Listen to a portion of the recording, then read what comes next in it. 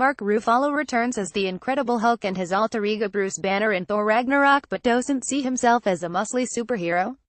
The 49-year-old first appeared as the Green Monster in The Avengers in 2012 and says his background in theater helped him when filming in motion capture. The theater, it trains the muscle of your imagination, and there is no greater imagination than when you're standing there in a leotard that is totally man-canceling, with a bunch of dots on your face and a helmet cam on. Ruffalo laughs on the phone from Sydney. The other actors are looking at you not like you're a 10-foot 3 meters scary Green Monster, but like a 5'9", 1.75 centimeters schlob. You have to really project your imagination into that circumstance. The advances in technology since he became the superhero may have him wearing less undesirable body attire, but it has enabled him to work a lot more closely with his co-stars. I used to have to do a lot of this stuff by myself, he explains. If I'd get to act with actors, it was just very awkward, and then I'd have to redo it all on a motion capture vol stage. Ruffalo. Marvel Studios Thor Ragnarok, Bruce Banner Hulk. Mark Photo Jason Boland. Copyright Marvel Studios 2017. Now that's been integrated into the set, so I can actually play whole scenes with people, and that's all recorded and usable. It's much more performance-oriented, based on interactions with your fellow actors. That's where I find myself to be able to do my best work. The Hulk was last seen in The Avengers Age of Ultron, a conflicted Jekyll and Hyde character taking a lone journey. In Thor Ragnarok he returns as a fighter in a gladiator pit who has not changed back into Bruce for 2 years. Ruffalo has been fantasizing about developing the character for a long time and thinks Bruce and the Hulk get reinvented in this film. You can only play one emotion over and over and over again until you get bored of it, he admits. I was always interested in what the Hulk would be like as a roommate, and now we finally get to see that. Part of the evolution of the Hulk is he's been given a voice even if the language is rudimentary. He did puny God in the first Avengers, and then we haven't heard him speak or utter anything since then other than a lot of yells or grunts, he says. I based it on how I imagined he would sound, and I actually based him on my kids when they were like 4 or 5 or 6 years old and the way they talked, and the simple but profound emotions that they had. Ruffalo stars alongside Chris Hemsworth as Thor, and Tom Hiddleston as Loki. The Big Green Man is not the only transformation for the film, with New Zealand director Taika Waititi Boy Hunt for the Wilder People taking over the helm and bringing a new perspective to the Marvel Universe.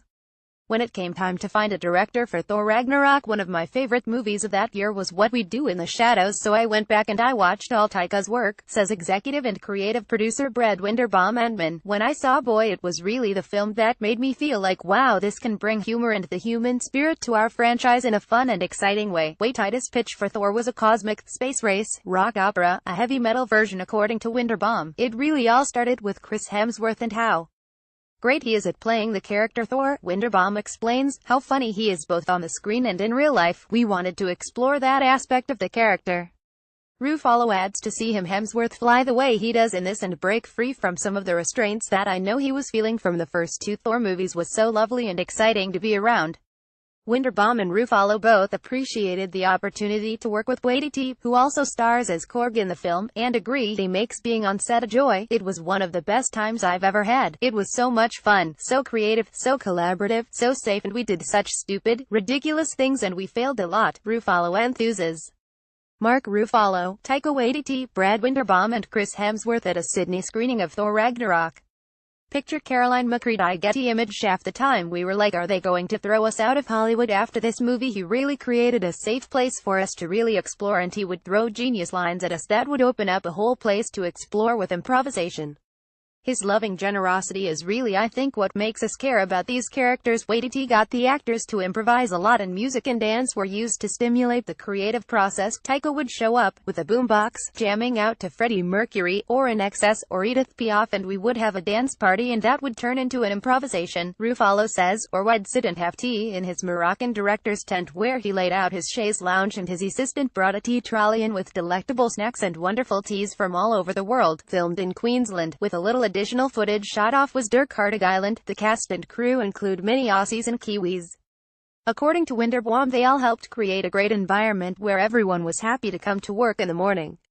As well as Ruffalo and Hemsworth, the film's stars include Tom Hiddleston returning as Thor's troubled brother Loki, Anthony Hopkins as their father Odin, Idris Elba as the Asgardian sentry Heimdall, Jeff Goldblum as the dictator Grand Master ruler of Sakaar, and Cate Blanchett as the villainess Hela. When we developed the character of Hela as the main villain, we always had Cate Blanchett in mind, Winderbaum explains. The question was always, will she be willing to make a movie like this? Is she going to come on this adventure with us? Taika went and met with her and luckily she said yes. She is so incredible on screen. It's an amazing performance to watch. Ruffalo describes working with co-stars Blanchett and Hemsworth as a dream come true.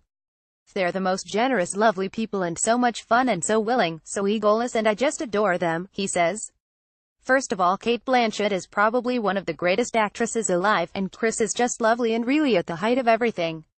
I just see nothing but potential in him and he is already so accomplished. Thor Ragnarok opens on Thursday.